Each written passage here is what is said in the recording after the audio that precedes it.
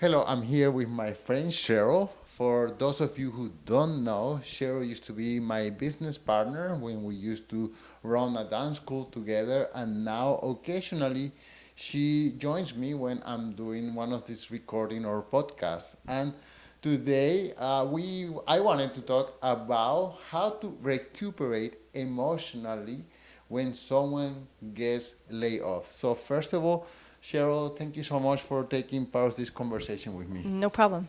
Cheryl, let me ask you, have you ever been laid off? Yes, I have been laid off. Many years ago, I was working for a company called a hardware store, copywriting. It was called Pascal's. They went bankrupt, and I got laid off. Yeah. And how do you feel? At the time, I was kind of elated because I had other work and because they had gone bankrupt, so everybody was laid off. Whereas I think it would be a little different if, let's say, they were downsizing and letting some people go and other people got to stay. I think then it would have been a little more hurtful, let's say. Okay, so your ego will have been hurt. But let's say in this situation, we are in the midst of a pandemic. Millions of businesses are going bankrupt. More millions and millions of people are losing their jobs. So they were not in a lucky situation like yours that you had already something planned for the future. Let's say, put yourself in the shoes of one of these person who, let's say you were working in an office for 5 years and you got to know your colleagues and all of a sudden you get this pink slip and say, we're sorry, we're closing.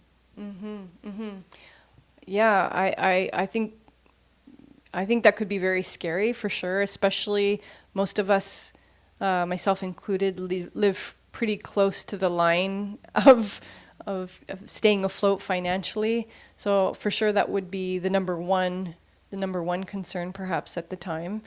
But also, given that there's just so much uncertainty about the future in these days, I would also wonder, like, are there other opportunities? Is there anything that I could be doing? Right, Yeah, right. like how will I be able to find more work in a pandemic? Right, right. Okay, well, first of all, I had to say that we had to be grateful, first of all, that the thing that we are suffering is losing the job and not our life. Yeah, that's a good point. Because you Yeah. know, as big deal as it seems, there are people who are really struggling in the hospital, and there are nurses right now who are fighting to keep these people alive. Yeah, I guess it depends on the perspective, the Maslow hierarchy of needs. Number Right. one, we need to be Safety. safe, but right in the same category is shelter, you Right, know? right, right. So if you can't pay your bills, that Right. becomes another big concern. And there is another lucky situation is that we live in a beautiful country like Canada, and there are people getting help from the government. The same in the United States. I don't know to what extent people in the states are getting help, but there are also millions of people who have been helped out by the government. So that's kind of like a safety line to keep people afloat until things get better. Yeah, I guess though, uh, I know that some people are probably falling through the cracks, and I suppose that there are people that the government help probably just isn't enough if they've lost their jobs. Like me, I live alone, so I don't have big expenses, but let's say I have a family to take care of that are depending on me, or other responsibilities. I think that could be very stressful. Okay, okay, once a person gets that pink slip and they are being told that they are not needed anymore, then I guess the first thing it will be is just to, uh, I guess for the first day or week or month, cry because it's something dear to them.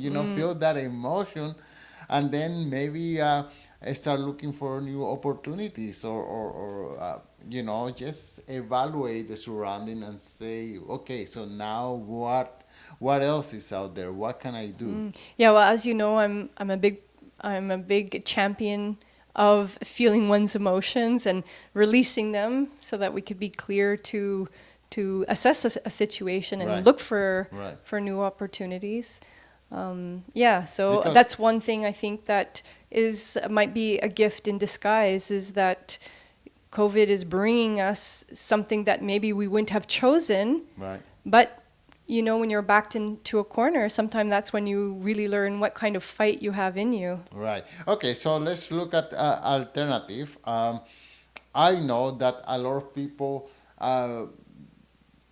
of people were thinking about changing jobs. Some people were there because of inertia, but now this is a new opportunity. I mean, of course, everyone is forced now to find a way to earn a living online to a computer, and those who are not, well, they are more at risk. But maybe this is an opportunity for that person who was sick of their jobs. And I know that you have a friend who had been talking about going back to school and maybe wouldn't have had the courage to quit her Right, job. right, yeah. But Yeah, yeah. she tells me that she's doing her MBA now, and when weekend comes and she's there doing homework, she feels like she's not missing out on anything because nobody is out there having a beer, drinking or partying or anything like that. So, and you yourself, you bought yourself a piano. Yeah. So This, COVID has many gifts in disguise, I right, think. and also there is. Uh, for centuries, people have been living in cities where the rent is high, but now people making their living through the internet, they don't need to live in New York anymore. They don't need to pay that huge rent, or let's say Vancouver, the rent you for a little apartment the size of my living room, people pay $2,000 or $3,000. Now they can live farther away, even in a different countries they want to. Yeah, well, I guess if all of a sudden you find yourself without work, it's time to make big changes, maybe something you wouldn't have considered otherwise. I think what might be tough though, for a lot of people I know, something that would be hard for me to be laid off emotionally would just be the fact that uh, how to not take that personally. Right. Yeah, Yeah. especially when let's say if there are other people that are colleagues of mine that Right. stay, but I'm one of the people that get cut. I'm sure that must be really difficult. Yeah. Well, the main thing there is just um, okay. So last year, a lot of people who were employed, they were complaining about um, having such a being overworked, having a full schedule, having hundreds of emails to answer to, having an agenda packed from beginning to end. So, and then all of a sudden they are not working, and it's just not them. It's just this pandemic. The whole economic situation have changed. So yeah, I mean those who lost their job and their colleagues is still working, yes, they could maybe take it.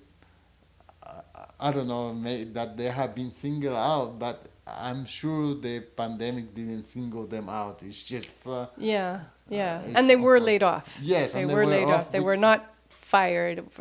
Yeah, the right, distinction that you've made in your article. Yeah. right. Okay, so I mean, bottom line is that we should take this as an opportunity. Once we get over the pain, the shock, and uncertainty and anxiety, then do like you. You found a new career. Well, that I did, yeah, and I think this is really important. Like a year and a half ago, I injured my feet. I was teaching dance. I was devastated, very frightened. I couldn't have thought of something worse. But who knew what a gift Yeah. it was? I mean, of course I want my feet to work, and I've been taking care of them. But as it turned out, I had to hustle. I Wow. found work online teaching English.